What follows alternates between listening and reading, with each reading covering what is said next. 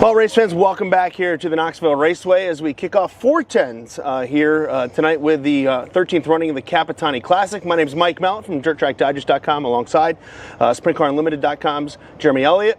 And interesting night tonight. You know, obviously big field of cars, 75 cars strong here for the Capitani Classic. And at the end of the day, James McFadden picked up the victory with Dason Pursley and Brian Brown, the top three. So I got to say, if you were coming into the day, McFadden has looked good early, looked good a little bit in the 360 Nationals, but I don't think McFadden's the guy we all expected to see here in Victory Lane at the end of the night. No, we didn't. And I think what helped him tonight is his heat race. Got a really good jump in the heat race. Went fourth to qualifying spot. Looked really good. And then in the feature, he looked good in the pole shuffle as well. And had a lot of speed tonight. It's probably the best car I think he's had here. Talked to him in the press conference. He's more relaxed this year. He doesn't have to deal with the grind of running in America all year long, World of Outlaws, High Limit, whatever. And went back home. Seems rejuvenated. Yeah. Said he's more relaxed. Said he's chill, as he said. Yeah. And we saw it tonight. He was good from throughout. Really was never challenged in the A-Main. Yeah, we can talk about the racetrack a little bit. It did kind of lock down near the end, but I think Brian Brown said it best. If you want to see passing in the heats and have good heat races, guys be able to pass race cars, the track's got to be a little slower, a little slipperier in the heat races, and it was tonight because, again, we saw a lot of passing, and the heats, again, unfortunately locked down there late, but I don't think it would have mattered. I think McFadden was pretty much checked out. Nice run for Dason Pursley, coming home in the runner-up spot. A strong run for that 13 team to kind of kick off the week. Yeah, they've struggled through the first half of the season, and then all of a sudden they started making dashes with High Limit and getting top 10s and progressing. Made the A-Main for the 360 Nationals and comes into tonight. Fast time overall and in his flight, obviously, and then finishes second in the A-Main. I think that's huge for him. It's good for that team. Look, when you're a young driver in this sport, you've got to build confidence, especially when you're running against a field like this. And I think he maybe got a good amount of that tonight, and we'll see if he can carry it on to the rest of the week. And then, of course, in third, Brian Brown, the consummate professional here. As I like to joke that he's the mayor of Knoxville, because I think he gets booed all year long, but when he come here for the Knoxville Nationals, they love him. I mean, driver introductions, they cheer that guy. They love him. He's always the local favorite and the guy that everyone is still expecting to win this race. And he talked about that tonight. He's like, I don't think he has that pressure this year. You asked him about that. Yeah, he's under the radar. And I think it's a different set of circumstances for him. He made the comment that last year he thought he needed to find an Iowa lottery ticket to have any chance of winning this thing. And then this year, under the radar, but he has some speed, especially of late. Won from 16th on a local show here. Finished fourth at the King's Royal. Rolls in here. Said he screwed up his qualifying night in the 360 Nationals, but good run tonight. Looked good in his heat race. Third in the A-Main. We'll see what he does on Thursday. And now we're going to bring in our sixth place finisher, Gio Selzi. Yes. Hey, buddy. Hey, how's it going? How you been? Good. Nice to see you. Hey, you too. So Gio, I'll start off right away. Thanks for joining us, obviously. Sorry that we're the best you can do after the races. Yes, I apologize for that. This is what happens when you finish sixth. I've had the worst looking girlfriends. So. Wow. I don't know you, but sorry. So you're just getting used to this 7BC. This is your third night in it. What are you starting to get a handle on it? Are you starting to gel with the team? Yeah, I think so. I mean, Jake is obviously extremely smart. Great group of guys. I've known Tim for a long time, as well as Richard and Jennifer Marshall. So the things you wouldn't think would be an issue are just something as small as the throttle pedal or where the steering location is. It's hard to get used to that stuff. So having a fast car obviously carries the performance and gets me comfortable faster. So definitely not all the way there yet, I feel like, but to run for the rest of the year, we'll definitely get there quick.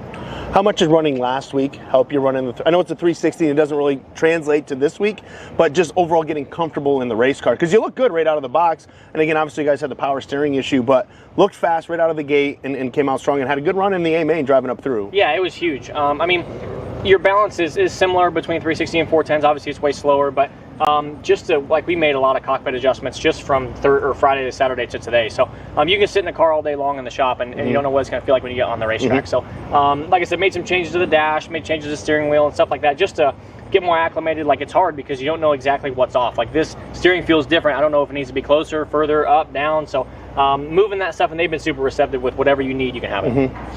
How much can you take away from tonight? I mean, this is obviously the first time you've been in a 410 in this car. But is there anything does anything translate to the Nationals from the Cappy?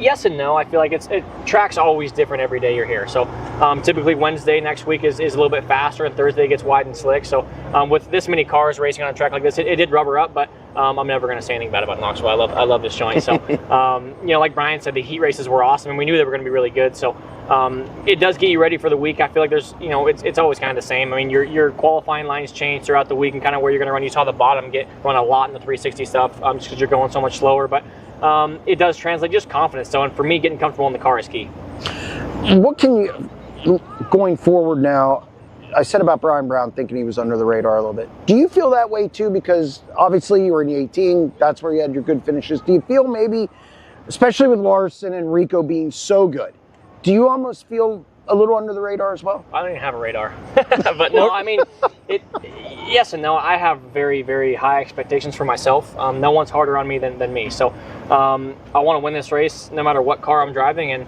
I wasn't going to come here in a car I felt like I couldn't win in. So, obviously, like I've said before, horrible circumstances for Tyler. But to reconnect with Tim and Richard and Jennifer Marshall was cool. They've been very, very welcoming to me and kind of giving me the opportunity to do whatever I want and get comfortable in the car. You need a different steering or you need whatever. They've been very receptive to it. How grateful are you for this opportunity? I mean, you left the 18, had no idea what was going to happen, where you were going to go, and unfortunate circumstances put you here. But now you're in one of the top rides in 410 sprint car racing. Yeah, I mean, driving home Thursday was I don't even know how I felt. It was a lot of emotion, and driving 8 hours home was tough, obviously, and watching some of those guys get hurt was even harder to watch. So. I don't know, just a lot's gone on in the last 2 weeks. I'm glad I took last weekend off. It was kind of just a reset for me to be able to be home for a while and kind of get my ducks in a row at home and get my life somewhat in order. So, but I really didn't want to miss this race, I can tell you that. Yeah. Do you and this is kind of weird because you've had, you're on everybody knows who you are. You're one of the top guys in the sport.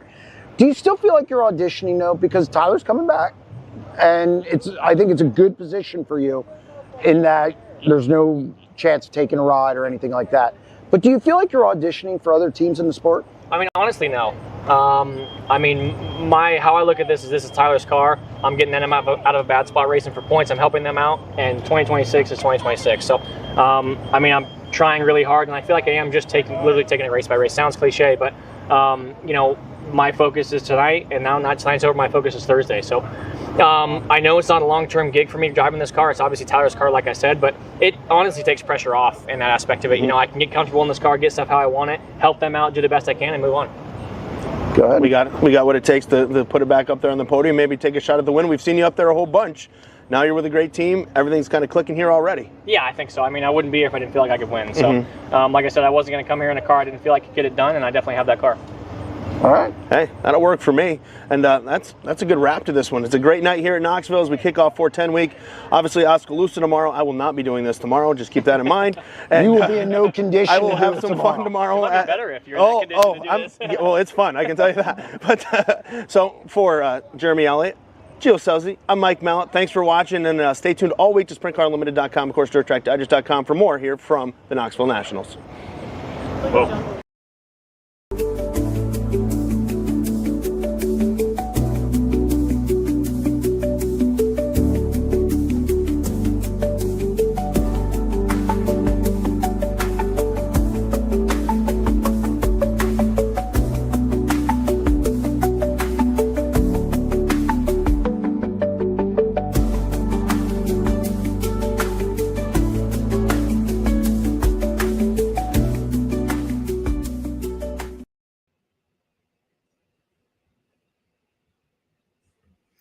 Welcome to the pre-Knoxville Nationals edition of the SprintCarUnlimited.com live show. I appreciate everyone tuning in wherever you are in the country, if you're in the Knoxville area, as I am, or at home. Again, this is a call-in show, or you can visit the chat.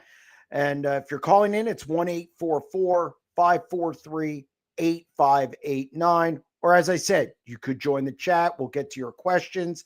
But before we kick the show off, we're going to go through our talking points for the week, or give you something to talk about if you're struggling.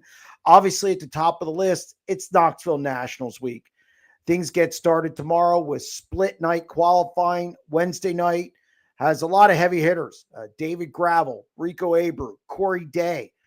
I guess probably one of the guys who's been the fastest this week, James McFadden. We have Ryan Timms and plenty of other drivers that give Wednesday a lot of depth. Thursday night, we have Kyle Larson, Carson Macedo, who are two of my favorites on that night. You have Gio Selzi. You have just a slew of drivers spread out over the 2 nights. It's going to be good. So this is one of the most anticipated nights or weeks of the year. So I'm anxious to get started. Speaking of Rico Abreu, had another good week. I think it's to the point where he's everybody's favorite to beat or knock Kyle Larson off the Knoxville Nationals perch. Kyle's won the last 2 years, but Abreu's been fast at Knoxville this year. I think he has he has 5 wins out of 8 starts. He wins the 360 Nationals, leading every lap but one and banking $34,500 on Saturday night. He was 4th in the Capitani Classic, but against a 75-car field, he looked pretty good. So he's still one of the favorites to get it done. James McFadden, we mentioned him earlier. Speed all week. Messed up a qualifying night. He said he was having some issues. He just messed up driving the car, the Tarleton Motorsports entry. Hasn't been running in the States all year. Hasn't run a half mile all year until he got to Eldora. So made some mistakes, but boy, he's improved on him as the week has gone on. He won the Capitani Classic. Thought he was dominant in that race, especially in his heat race. Then he follows it up with a 10th to 3rd charge at Oski. It just seems like that team is in good position to make some noise this week. Away from Knoxville, Buddy Kofoid wins the Ironman over the weekend. $25,000. He's over $646,000 this year. Again, looks really good. Not a race I thought he would win. I thought he was a top 5 car, but even though it's a short track, but it's just not a track that I think I wouldn't have picked him to win that race. He took advantage of Carson Macedo's misfortune. Carson had a right rear flat, I think, with like 12 to go. And then Buddy Kofoid won a battle with Sheldon Hodenshield and Tanner Thorson to get it done. He goes out Thursday with Larson and Carson Macedo, and it'll be interesting to see how he fares at a track where he's had good moments and also some not so good moments. So that's going to be one of the storylines to follow on Thursday. Finally, we had some news this week with Casey Kane Racing. I'm sure people are going to want to talk about that. We also had the release of a huge race taking place at Pennsylvania Speed Week next year at Lincoln Speedway. So if you want to talk about that or anything else, we'll be good to go. So let's go to the chat and or the calls. All right, what do we got first? We got Tony on line 1. Tony, how are you? Okay, give you this one. Hi, Jeremy. Hello. Hey, I have kind of 2 questions in one. Other than Danny Dietrich and Anthony Macri, who do you think is going to be a top posse driver? And what's your thoughts on Justin Whittle from New Jersey? I think outside of Dietrich and Macri, guys are going to struggle. Probably Lucas Wolf. Lucas timed well the other night. I should say at Oski. Looked decent. But outside of those two, just not a lot of experience for the posse guys. Justin Whittall's who I'll get to in a minute, is making his debut at Knoxville. And then we have Chase Dietz, who's only been here once, and that was a couple years ago, and he was in the D main. So I think it's Macri and Dietrich and pretty much everyone else. But watch Lucas Wolf. He's been here before. He has laps here before. He can lay down a good lap in time trials. So he's a guy I would watch. And then also, per your Whittle question, I like Justin Whittle. I think he continues to get better. I think he makes some mistakes, and he's a very emotional driver, as we saw at Port Royal the other week, where he got out of the car, shouldn't have got out of the car after hitting the wall and being out of that race. So, but I like what I see from him. And when I look at a driver, are they making progress? He's still a young guy. I found out last night that he is now, all he does is sprint car racing. So this is his job now. yes, he was working for the family business. Now he's just focused Yep. on sprint car racing. So, I like what I see, and I'm anxious to see how he progresses, not only this week, but the rest of this year, next year. He always shows up at big races at Port Royal, regardless of the competition. So I like Justin Whittle. He's leading the points, I think. Yeah, that's why I think I don't know. I don't know if he's leading it right now after last week, but yes, he was running for points up there. So when you're racing for a living, every little bit helps. And Port Royal has a lot of big races, so it makes sense. But no, I like him. Okay. All right. Well, thank you for taking my call. Anytime. Thank you for calling. Appreciate it. Yep. All right. Bye. Bye-bye. Who is your surprise to make the Knoxville Nationals A main? And who is your surprise to miss the Knoxville Nationals A main? To make the A main, I have a bunch of sleepers. We're going to break down each night, Wednesday and Thursday. I'll release Wednesdays tomorrow morning, and obviously Thursday on Thursday morning. As far as guys, I mean, I could see a Garrett Williamson. Parker Price Miller hasn't had a good year, but I can see him making it. Darren Pittman in the Lundster car. I mean, if it was the Kreitz car, it would be, he'd be one of the favorites to do that. He's in the Lundster car.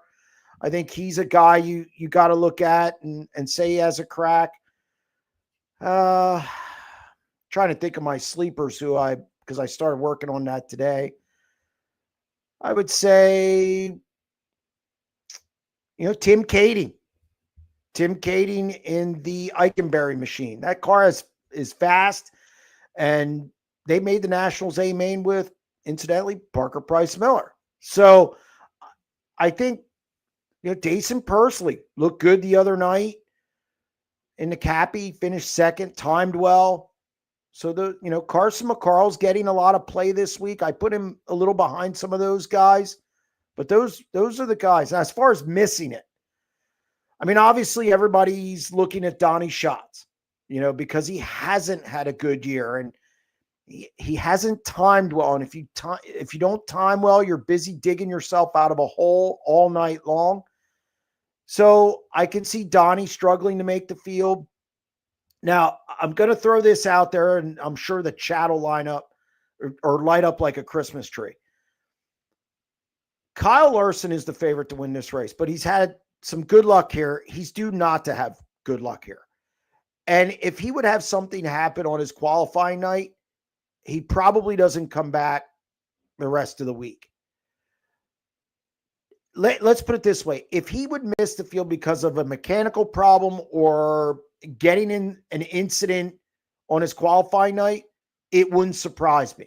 He's had an unbelievable run here, and at some point, you have problems. So I'm not saying it is. I'm not saying he's not going to make the field, but it wouldn't surprise me. But I think those are the guys right now who I think are some of the sleepers who can make it and maybe some of the guys who can miss it. We got Bob on line too. Bob, how you doing?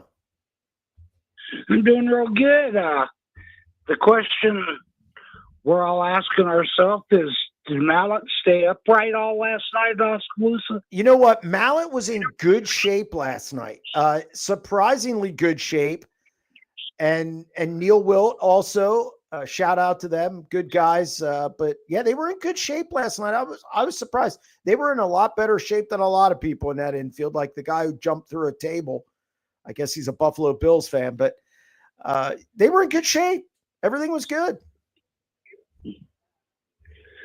Yeah, I was kind of hoping to see maybe you and Sasquatch in a foot race there. I think I'd win the foot race. I think I don't know. He's pretty tough. Yeah, no. I mean, I would do it if they asked me to do it. It would be fun. Get a bunch of you announcers out there and see what happens. As long as the stands are empty for it, nobody wants to see that. I thought it was a pretty good race last night. Oski's put on some good races probably in the last 4 or 5 years at that place.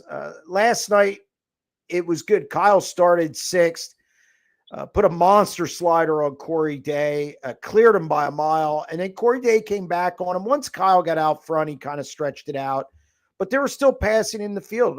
James McFadden came from 10th to 3rd. Buddy Kofoid looked really good, 11th to 4th. So there was some passing. There was a battle for the lead, even albeit short-lived. No, Oski's been good lately. I think it's an event that I look forward to every year. I think Terry McCarl does a great job. The foot race is a nice kind of something different. And, I think Justin Fiedler said today, you don't want to see it every night, but it's nice one-off every year. So a lot of prize money and a lot of contingency awards given to drivers. So I think it's a good event, and the racing's been decent. Well, I brought you good weather for the first half of the week.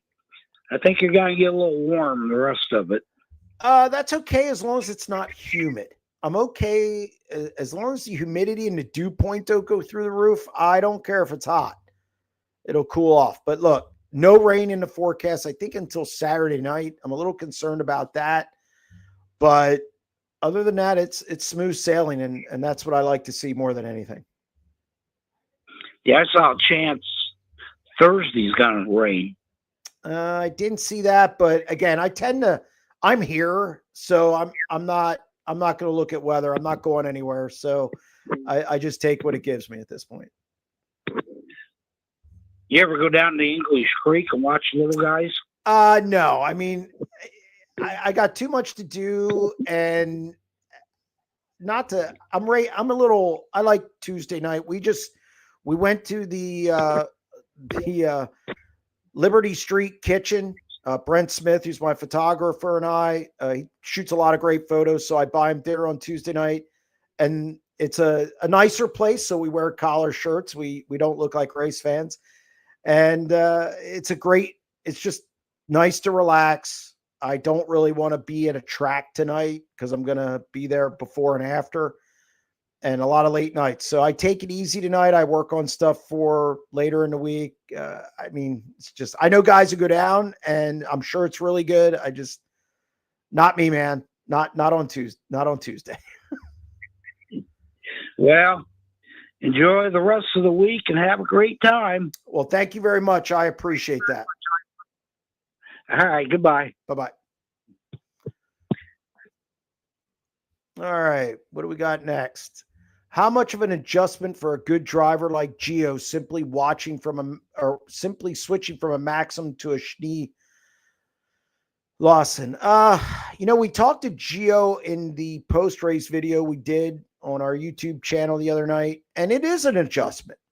Setups are different. Feel is different. There's a comfort level that a driver needs to get with how a car reacts. So I think there is an adjustment. Now, I think a guy like Gio can make that adjustment. I think it's easier for your better guys. And I think I like the progression that team's had with Gio over the last, through the 360 Nationals and the Capitani Classic. I think they continue to get better and better. And I look for him to do some damage Thursday night. I wouldn't be surprised if he is starting in the first 3 rows of the Knoxville Nationals A-Main. So it is an adjustment. There is a feel. And then, of course, it goes into setups. But I think it's better if the driver has to catch up to the car as opposed to the crew chief having to make different calls in the pit area using a different frame. So I think Gio will make the adjustment, and I think that team will be fine. Any chance Reitzel makes an attempt to race the next high limit race? I see him scooting around on that scooter. He's moving around pretty good. Nothing would surprise me at this point. I don't know I really don't know if he'll make it back for that. I mean, that's the 15th. So you're talking 10 days. Man, that's not a long time. Plus he's moving around a lot. It's not like he's sitting at home letting it rest. Now he's not walking on it, but still he's moving around a lot. I don't know. That's hard to say. It could be a pain thing on his end. How much can he deal with? So that's a tough one to answer. But I don't think he'll be back. I don't think he'll be out a long period of time. They said 4 to 8 weeks. That's a big window. So we'll see when he returns. Jeremy, did you see the Steve Smith Sr. tribute race that was announced today? Your thoughts on this? And did you ever see Steve driving a sprint car? I actually broke the news on SprintCarUnlimited.com. It is free to the public. I made this one free. I like the event a lot. I think Brian Lepo and the Smith family and Lincoln Speedway have done a great job with this event. It's going to be the final one in the series for this race. Anytime, I think Lepo, a former driver, of course, I think he really got it and understands paying down through. He could have made this thing 50,000 and drop it down to 12,000 and really cut it down through the order. What I like about this one is it's $1,919 to start. So that's almost $2,000 to start the race. You're going to see more contingencies added to this thing in the coming weeks, the coming months. And I think that's the biggest plus in my mind, is that he's paying down through and making this an event. I think you're going to see some outsiders come in. And whether people like it or don't like it, that draws fans. So I think they're on point with this. As far as, and again, Lincoln Speedway needs an event like this, I think. I think that's the other thing. They don't do the Dirt Classic anymore. They have the World of Outlaws and they have Speed Week shows. But this is going to be a historic event for them. Also, I like that it's a part of Pennsylvania Speed Week. Pennsylvania Speed Week just keeps getting more lucrative. So I like everything about it. And as for seeing Steve Smith race, he was my first favorite sprint car driver. Smokey Snellbaker and Steve Smith Sr. Now, granted, my favorite through my youth, as years when I'm old, so 1977. I just like the Black Bandit thing. And then when Doug Wolfgang came along, I was a big fan. But yeah, I saw Steve Smith race, saw him win Speed Week title, the first one. So Steve Smith was a great driver, and he deserves a race like this. Larson, Rico, Day, top 3. I would assume you mean finishing order Saturday night. I think David Gravel. I'm picking David Gravel to win. And the reason I'm picking David Gravel to win it is because the car that he ran here, the last Outlaw show, came on late. And it was a missile late. So it's 50 laps. I think it's Todd Quiring's never won this race. David Gravel hasn't won for a while in this race. So I just like Gravel to stir the pot and win the Knoxville Nationals. Your opinion on KKR changes? I have a lot of thoughts on this. Number one, I was a little surprised on the timing. You're days before the Knoxville Nationals. So, but Casey Kane did what he felt was best for the organization. And on top of that, he's willing to sit out the Knoxville Nationals to help the situation out in his mind. So he's not dividing resources. I like that the owner basically, for lack of a better term, put up or shut up and said, hey, I'm going to do what I feel is best for the organization. And if that means me sitting out, that's what I'm going to do. Whether it was right or wrong, I mean, I can't say that. I don't own the team. So Am I surprised he did it? Not really. KKR does things a certain way, and it starts with their owner. Remember, Ricky Warner worked there at one time. Paul Silva worked there at one time. So I think they do things their own way, and it's worked because he's one of the most successful organizations ever in sprint car racing. Top 3, top 4, if you want to count, Carl Kinzer as an owner and all those guys, Donnie Schatz, so on and so forth, Tony Stewart, but he's up there in the top 5. So you really can't argue with their results. I think to question Casey at this point is whether you agree or don't agree, he has the street cred, so to speak, to make a decision like this.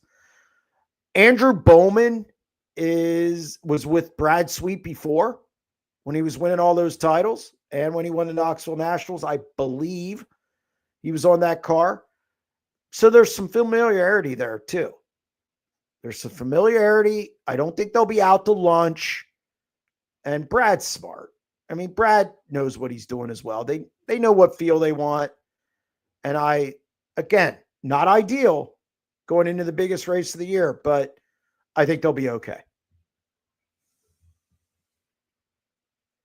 What else do we got? We got Dave on line 3. Dave, what you got for me?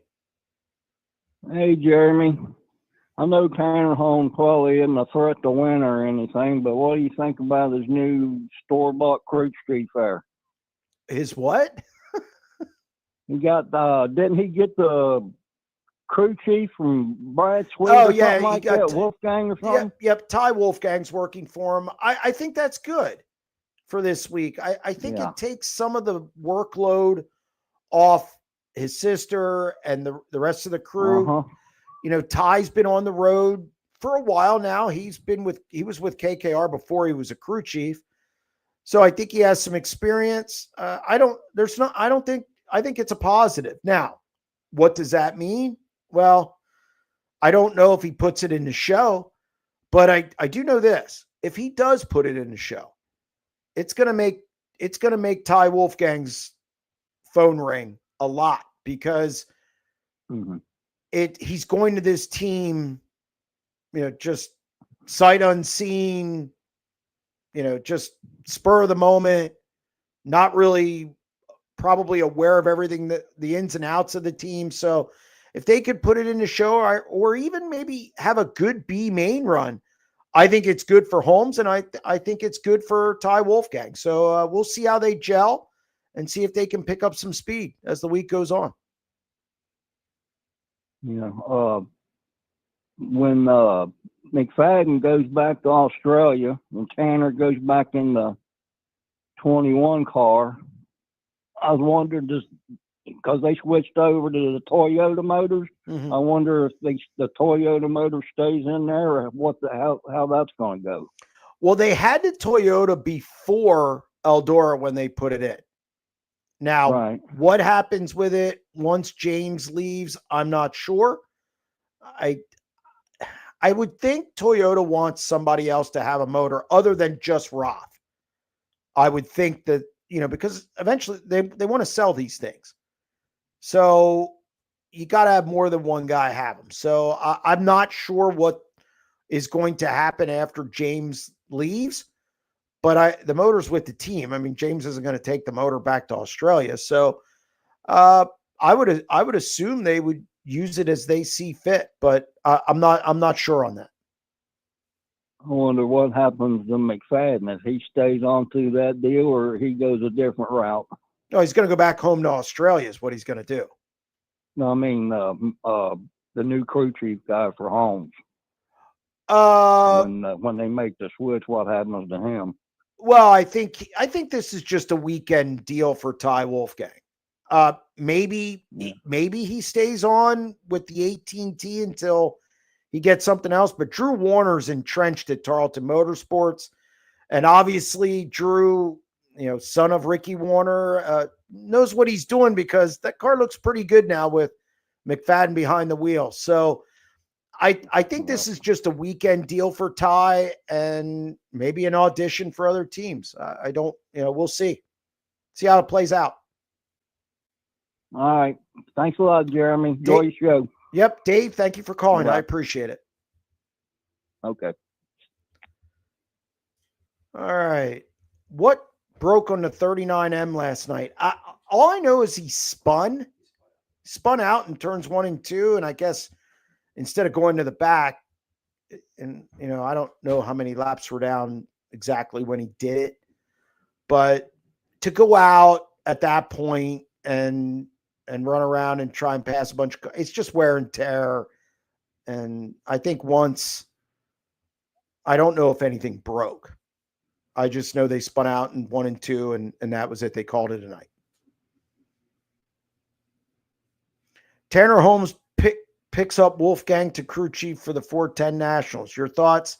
Again, as I said when Dave called, I like the move. I think it's smart by Tanner, obviously, to take the workload, to kind of spread the workload, and not have it all rest on his sister and the rest of the crew. Ty Wolfgang's been with Brad Sweet for a number of years now, and obviously has some experience. And I think he can help that team a lot this week, just from even a burden of workload and some knowledge as well.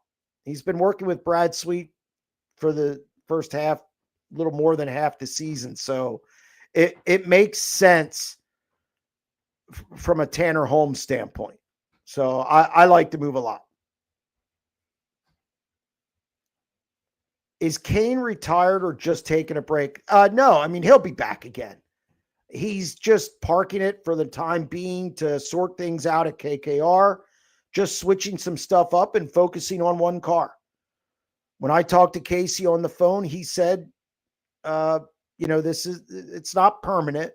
He said the 9 car's ready to go for when he wants to run it again.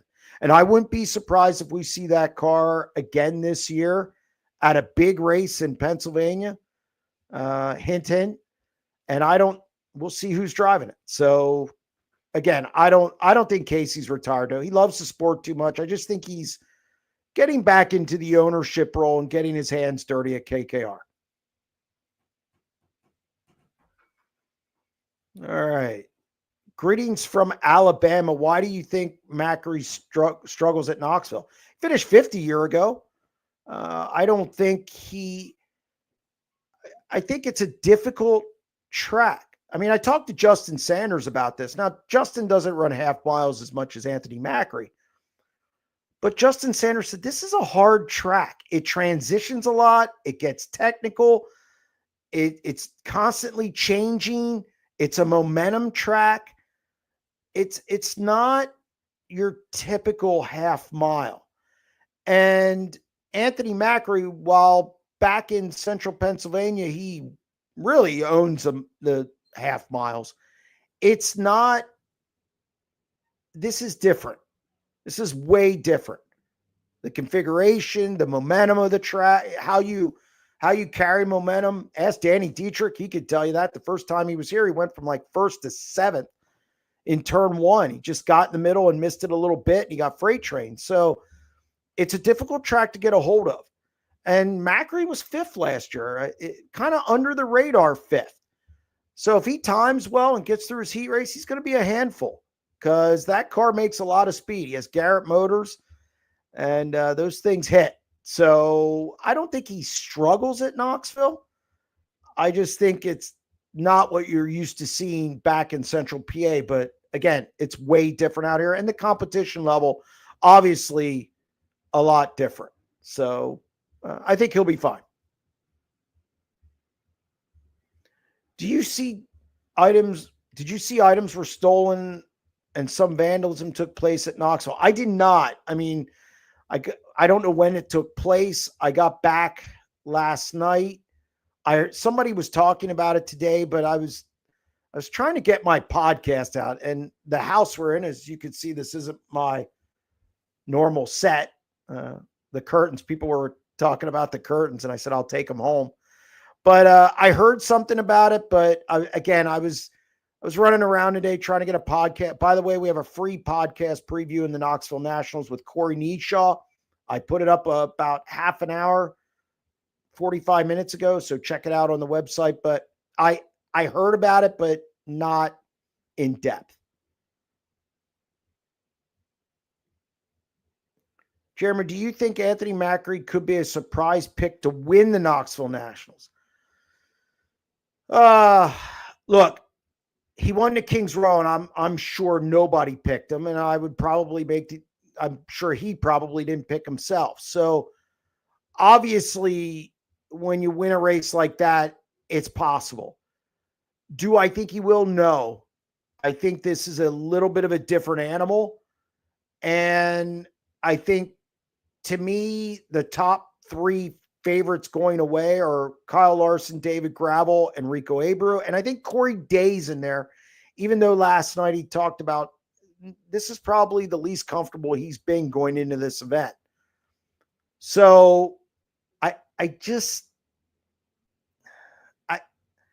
yeah, it's possible, but to me, it's very unlikely. I just don't think this event, he's as comfortable here, if that makes sense. So I don't know. And he only ran the Cappy. Remember, at the Kings Royal, Eldor's not a place he's been excellent at either, but he finished second in the Joker's jackpot. He was fifth in his qualifying night for the Joker's jackpot. And I think that carried over into Saturday. So I think he needs a couple more good runs at the Knoxville Nationals before. I think you got to lose this thing before you win it. Just some thoughts. Macri and Marks will be the only posse in the A Saturday. Well, Marks isn't posse. Marks he's high limit. So, and he was high limit last year. So I can't, if you want to say Central Pennsylvania born, okay. I think Dietrich can get in. I think Dietrich's been racing better at Knoxville. And plus he's worked on his time trial program. Now, again, that doesn't mean he's going to time trial well, but he's gotten better time trialing. Looked decent the other night, passing cars in the heat race. Started sixth and transferred at the Cappy in his heat race. That's pretty good. He's the driver who came from the farthest back in his heat race to qualify for the A main. So I think Dietrich can make it in. Not saying he will. I'm saying that he can make it in. And I think any of those guys could not make it. It's that tough. Chase Dietz is running Knoxville. Do you think he can make the big show? That's asking a lot. He struggled so far. 360s, didn't make the 360 Nationals aim. I don't think he made the 360 Nationals aim, and I thought he would. Cappy, he struggled as well. Again, I think you need to run this place a little bit more before you can make the A main, unless you're a Kyle Larson or a Donnie Schatz or somebody like that. But I think you got to have time here. I think you got to. Justin Sanders made it the first year he was here, and I was blown away by that. So not many guys can do that. Just pick it up. So I think Chase needs some time, and it's been a long time since Tommy Carl's been here as well.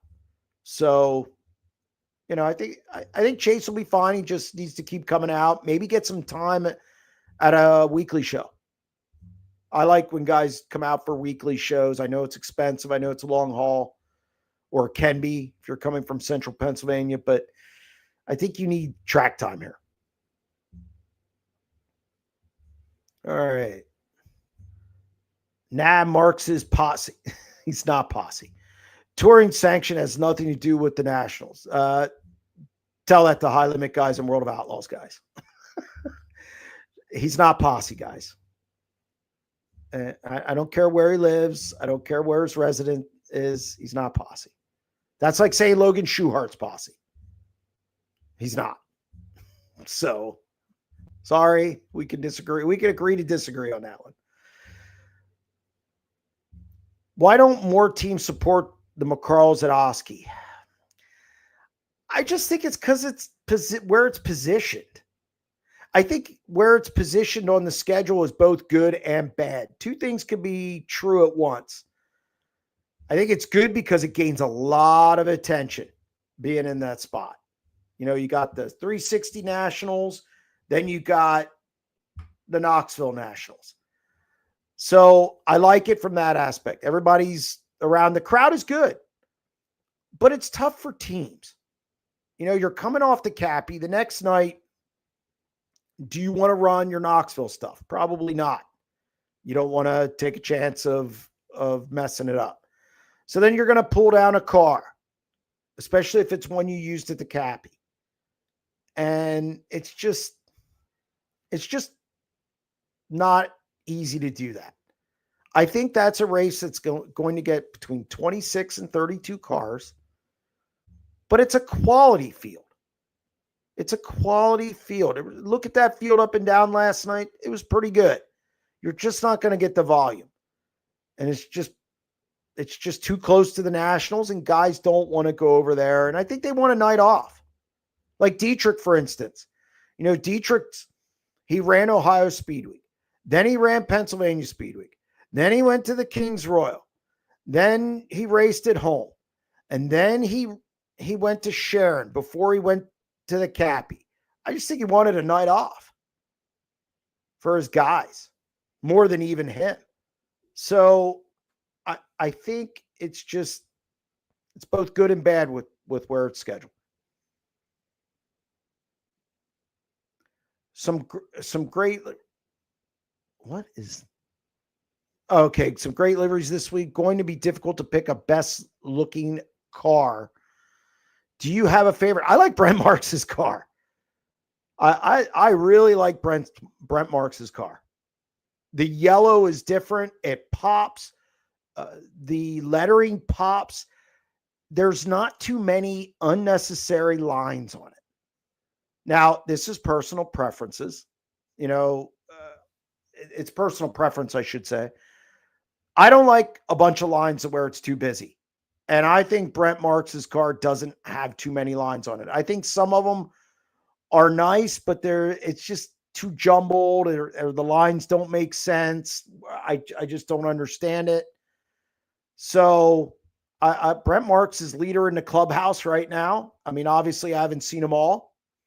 I like some of Dennis Gainey's cars. I saw his two today. I saw the Caleb Johnson one. It looks like a tuxedo.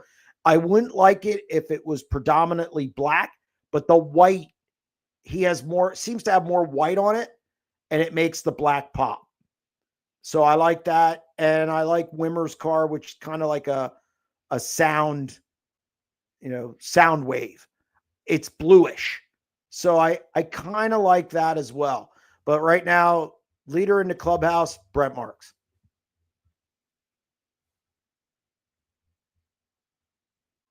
When Oski was a 2-night event, did they run it Monday and Tuesday? Yes. And I think the ASCS was there, and I don't think it did very well.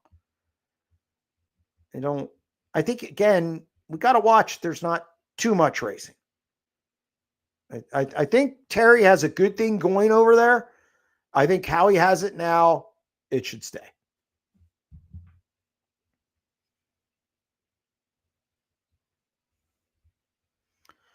What about Knoxville makes it a bucket list race venue to attend, hoping to go to the Nationals next year? Atmosphere, the town embracing the race. There's a lot going on all week. If you're a racing junkie, you're going to get your fill. The best of the best are here. Whether it's High Limit, World of Outlaws, Independent, guys, you have Australians, you have everybody here. So I think you add the atmosphere, 25,000 people. The town embraces it. A lot to do, a lot of activities every day. The museum, the Sprint Car Hall of Fame, I would recommend. And just there's something in the air. There's a nervousness in the pit area from drivers. Drivers feel it. This is the biggest race of the year. It doesn't matter what the paycheck says. This race is definitely the biggest sprint car race, and in my mind, the biggest dirt track race in the world. So yes, I would recommend it. someone needs to start talking about Tanner and Stevie in the 88. I mean, I think people have been talking about it. I've written about it. I've talked about it. I think what has impressed me about Tanner Thorson is his ability to pass cars. Because there's a point when you're at the back of the field where you're passing guys who aren't as talented as you. But he's passing guys in the top 10. Like, he's driving past guys in the top 10 and sometimes in the top 5. And he's able to stay there when he starts there, and he's able to drive up through there when he doesn't. The Ironman performance was stellar. I think if he wouldn't have had to wait or wouldn't have had to struggle with Sheldon Haudenschild, I don't know if Buddy wins. I don't know. So I think Tanner Thorson has impressed people, or at least me, by his ability to pass cars, which, in sprint car racing is not the easiest thing to do anymore. So credit to them, whatever they have going. Look, coilover is not a new thing. Sammy Swindell did it. So, but whatever Stevie Smith has helped that team, and what Tanner working with his crew, and then his performance on the track, it's working. I'm really surprised he hasn't won yet. But I mean, he goes to California coming up, and obviously he knows those tracks well. So, but yeah, I think people are talking about it. I have him as a sleeper this week I believe it's Thursday. Yeah. I got a lot of different things in my head. So, yeah, he's definitely a guy to watch. I heard the announcer wars. Here we go. I heard the announcer wars behind the scenes at Knoxville this week is always entertaining. Yeah, I mean, I heard about from a technical standpoint, just the equipment and the settings more so than anything. But I'm not going to go into that too much. But yeah, look, when you have guys who are used to being on their own, and they're used to being the guys, certain guy, I mean, it just doesn't work. You don't see eye to eye or whatever it is. So, but we'll see what happens. I think some of it had to do with technical issues, though. Knoxville can be a turning point for some teams. Do you have any rumblings to add to the silly season post Knoxville? One or two, but I can't say them because they would be, if they happen, they would be bigger news. And I'm not going to do that here. I'll definitely talk about it if and when it happens, but I can tell you what to watch for. I think right now, Gio Selzi is probably the hottest free agent we've seen in a long time. Because for a lot of reasons. Number one, we know he's talented. Okay. That's a given. He speaks well. He represents a team well. He's worked on a car before. He can give good feedback. If he had to put a car together, he could do it. I think there's a lot of things he brings to the table, and he's young. You can build around him for years. So I think you could see somebody let go to make room for Gio. But in my mind, the hottest free agent we've had in 5 years. 5 years. Because most of the time, guys who are that good usually leave a team and they already know where they're going. This is open season. And Gio's in a great spot because he gets to fill in for Tyler Courtney. Meanwhile, he can vet the teams who maybe want him to drive for them. He can think about it. He can see their good points, their bad points. He has time because he's in that car until the end of the year. So I think it's a great situation for Gio right now. And I think there's going to be teams lining up after the Nationals to get his services. More likely to make the A main, Tanner Thorson or Tanner Holmes? Tanner Thorson. When you go 16th to second in the Ironman, even though it's not the same track configuration, and you can pass cars like Tanner Thorson has this year, yeah. I mean, to me, that's an easy call. Who is your Knoxville dark horse? Define dark horse. And if it's to win, it's Gio Selzi. They keep getting better in that 7BC. He's good at Knoxville. I think people maybe cooled on him a little bit when he was out of the 18 and went to the 7BC. Another dark horse. He's not a dark horse. There's Corey Day. I think everybody's really focused on Kyle, David Gravel, and Rico. I think everybody has one of those three doing it. But I think Corey Day's one. Carson Macedo, another one. It's not won the Nationals, but that car has.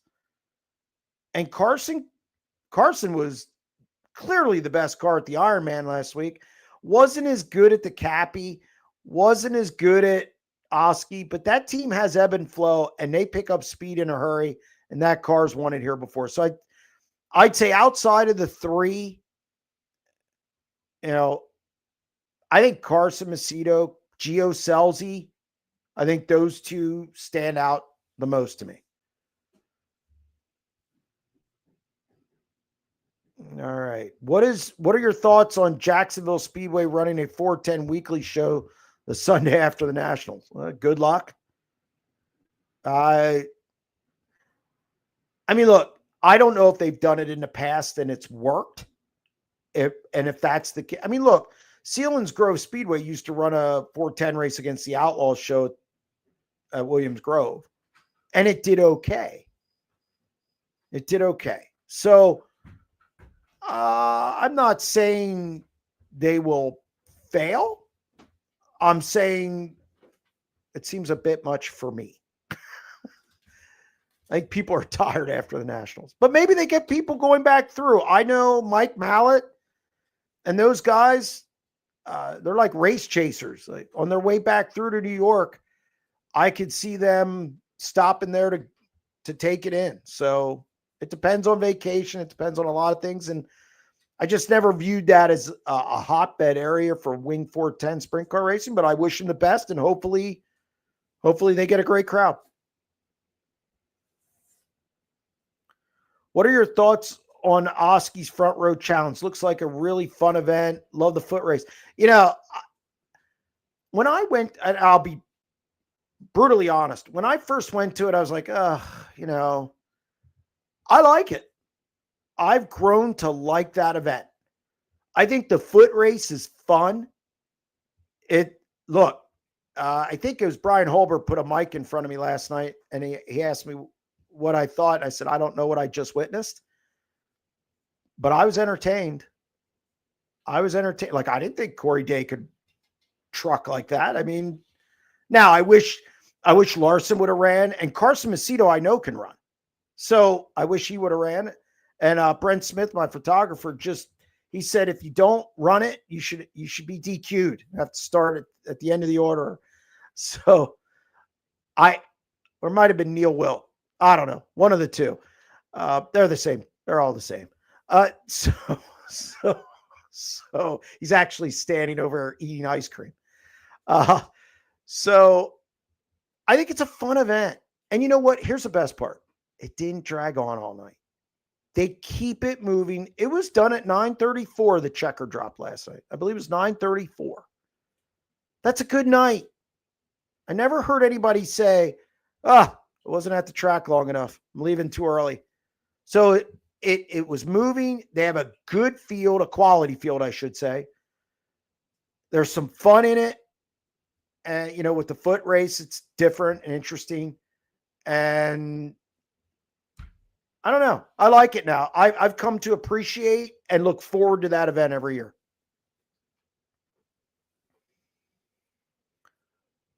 What's up with Tyler Walker? Good question. I thought he was going to run a 10V. That didn't happen. I thought he was going to be in a 99. That didn't happen. Maybe, I mean, there's a 10V with a TBA. Maybe he gets in it as a surprise. Other than that, I've not heard anything.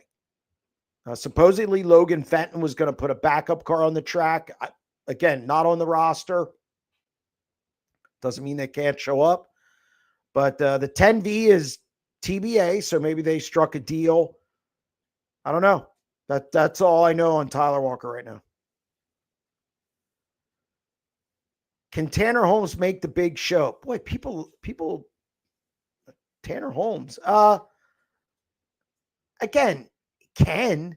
I think it's going to be rough. It's going to be rough. He's going to have to pull a good pill and lay down a good lap. And I think what people need to, like, okay, say he times 5th overall. Well, then he's going to start 8th in a heat race. Can he pass 4 cars? I don't know. And to me, the sweet spot for him would be, starting 6th in his heat race. So you're looking at 10, 11, like 11th to 15th. Timing 11th to 15th, where he's on the outside of row 3. I think that's a good spot. If he can time there, I think he has a chance. If not, he's going to be chasing it all week. So, yeah, can he? Sure. Will he? It's going to be tough. Is Sanders going to make the A main? I think so. He's shown he can lay down a good lap, and it doesn't matter where he comes out. The other night at the Cappy, he timed 7th coming out real late. Now, granted, it was split field, but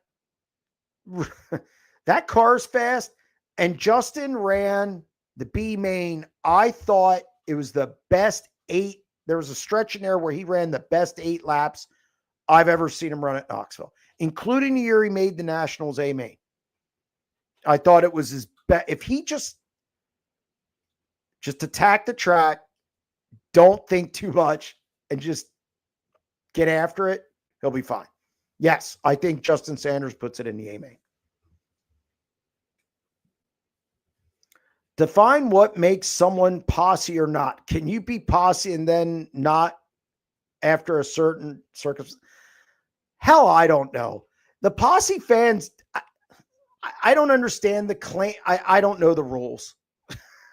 To me, if you don't run locally, you're not posse. That's it. Logan Schuhart's not. Brent Marks isn't. Jacob Allen wasn't. Now, when they were running there full time, yes. You have to run there full time. And you have to be there. I mean, you have to be from there. At least in my mind. Doug Wolfgang was never posse, okay? He flew in and he took everyone's money with Weichert and he left. He wasn't posse. But when the Outlaws rolled in, they claimed him. So I don't understand the rules and I live there. I think it's a moving target. I think the goalposts keep getting moved as well. So I don't know. I sound like Macri. I don't know. I don't know what the rules are. Good question, though. If you find the answer, let me know. The front row challenge is quickly becoming the Kyle Larson benefit. I can't argue that. He's really, really good there. Yes.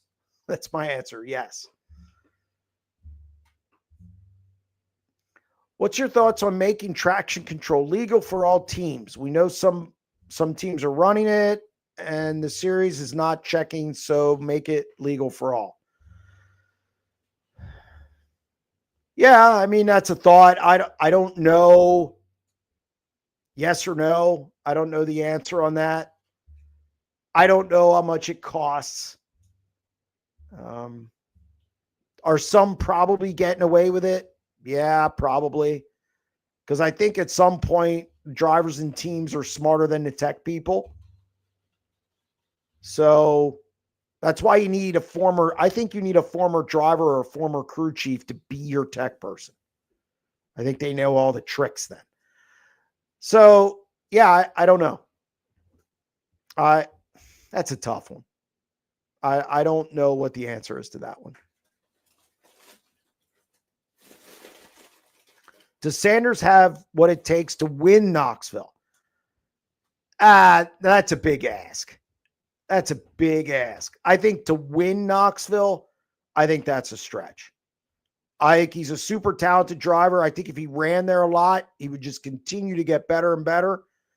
But again, I don't think he has enough laps there. And look at the people who have won the Nationals. Kyle Larson, Donnie Schatz, David Gravel, Brad Sweet, Tim Schaefer. But, I mean, Donnie was leading that race, went down to 7 cylinders. Doug Wolfgang, Steve Kinzer, and they've won a lot of them. Mark Kinzer. You're talking about Hall of Fame guys. Not that Sanders won't be in the Hall of Fame someday. He's in his early 30s, wins a lot of races.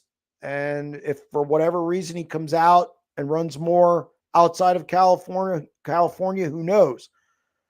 But the guys who win the Nationals, I know everybody's going to point to Craig Kinzer. Go back and look at Craig Kinzer's year. That year, it wasn't an upset. Craig Kinzer winning that race was not an upset. He wasn't. He had a couple good years there. And then when he went to pavement and came back, then just wasn't the same. Just wasn't the same. So, no, I don't think Sanders can win the Nationals now.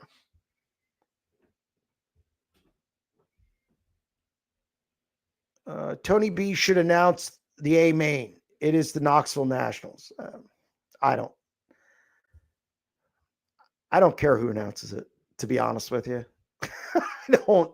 That's for people at home to decide. It's a World of Outlaws event, though. It's on the World of Outlaws schedule. So coexisting is key. What else do we got? I don't think people realize Thorson is still very early in the 410 career. I think he's only in the neighborhood of 200 starts. 200 starts is a good amount of starts. I usually, Jovan Schriltz, who I talk to a lot, him and I both kind of have the 100 race rule as far as what you've got, or if you're going to see the progression. I think Tanner Holmes has got significantly better. I think Tanner Holmes, the trajectory is on the uptick. I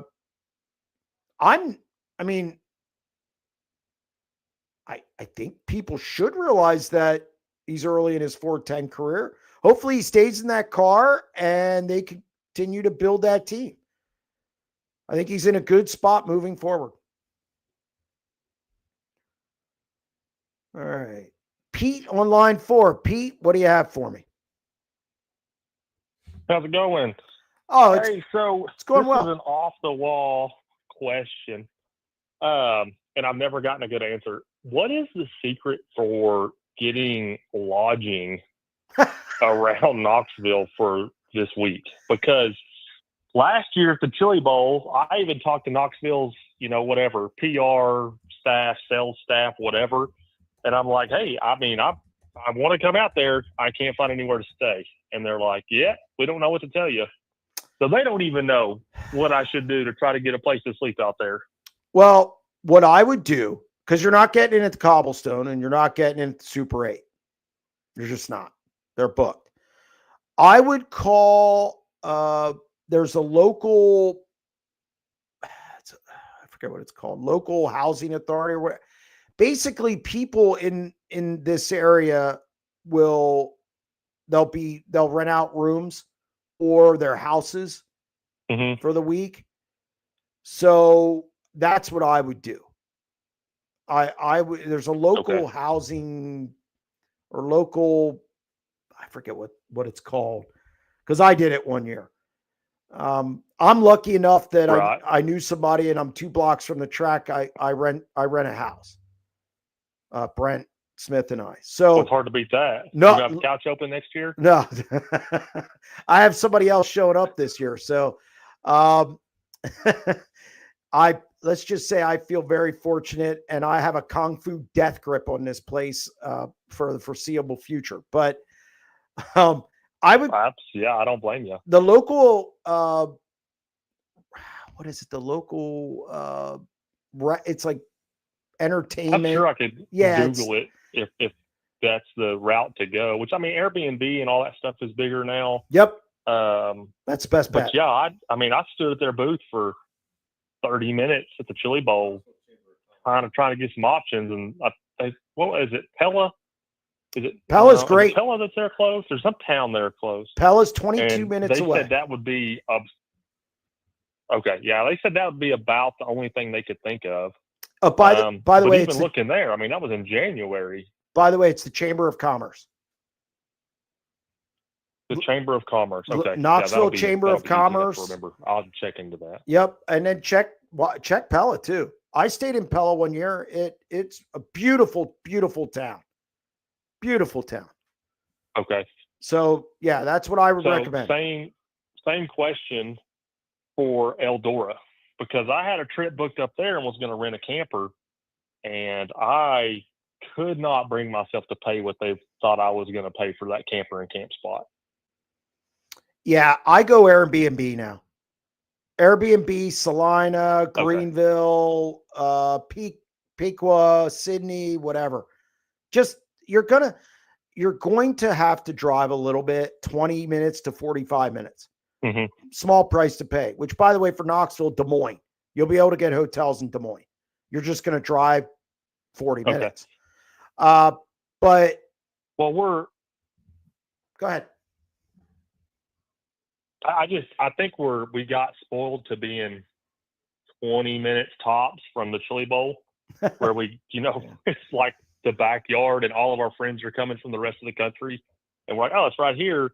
And then we start looking into, like I say, the Nationals and/or Eldora, and it's like a wasteland around Eldora. Yes. And then Knoxville, I mean, like I say, back in January, I was looking at Pella, and it was pretty slim pickings then even.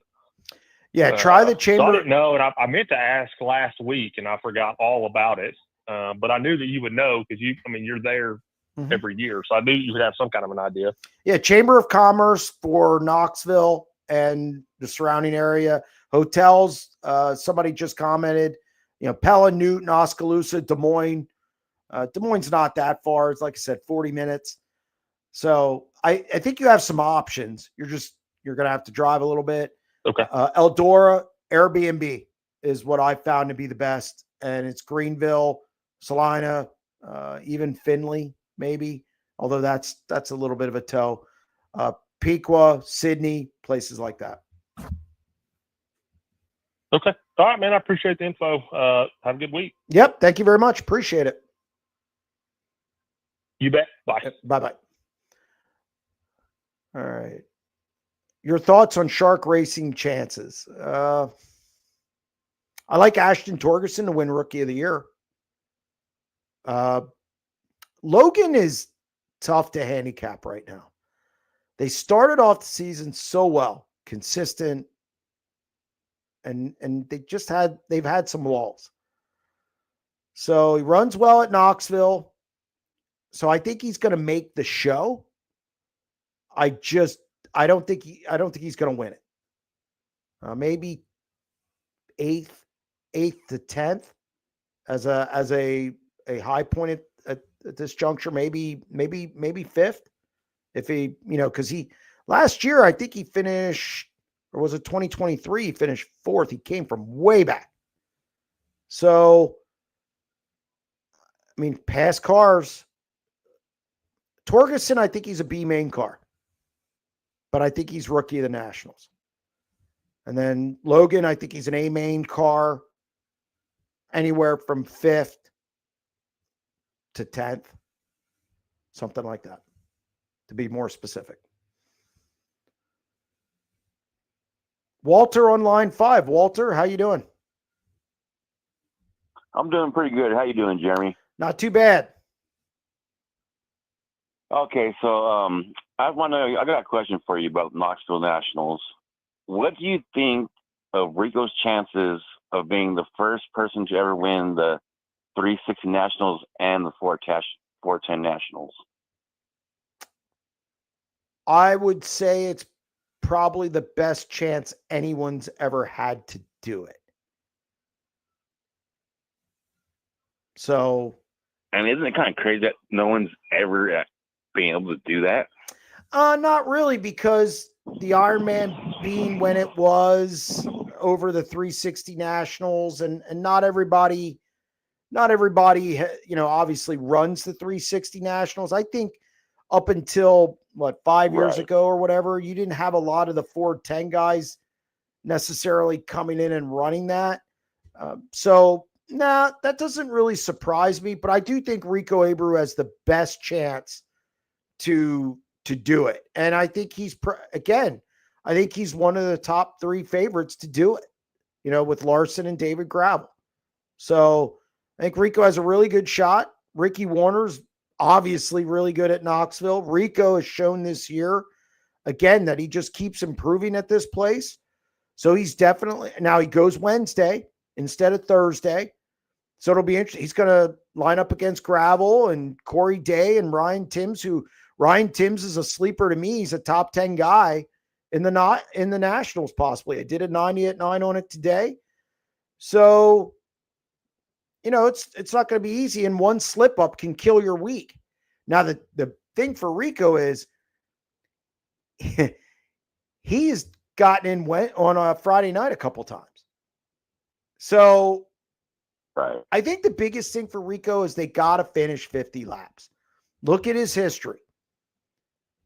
Not always been good at finishing 50 laps here. So I think the rigors of the race, I think it's got to be managed. And I think Rico understands that. And I think him and Ricky have probably talked and worked on that. So I think he has a good shot.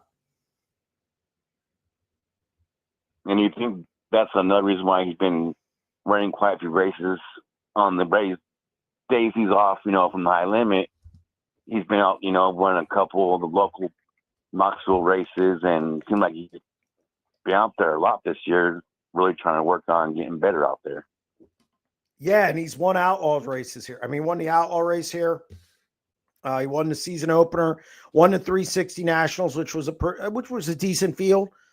So yeah, it wasn't just dropping in and beating the locals. He's beating the heavy hitters here as well. So yeah, I think he looks really good right now, and it should be fun to see. I think this year's Nationals maybe a little more wide open than the last few. Now, Kyle Larson could turn it into a stinker, obviously. But I just think there's more guys who can make some noise and steal one from him. Okay, now I got another question for you on the Knoxville Nationals.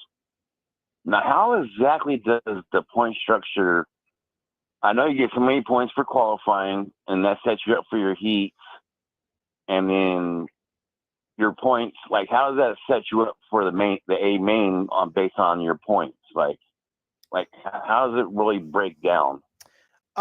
So you have your qualifying points, and it drops by, I think it drops by 2.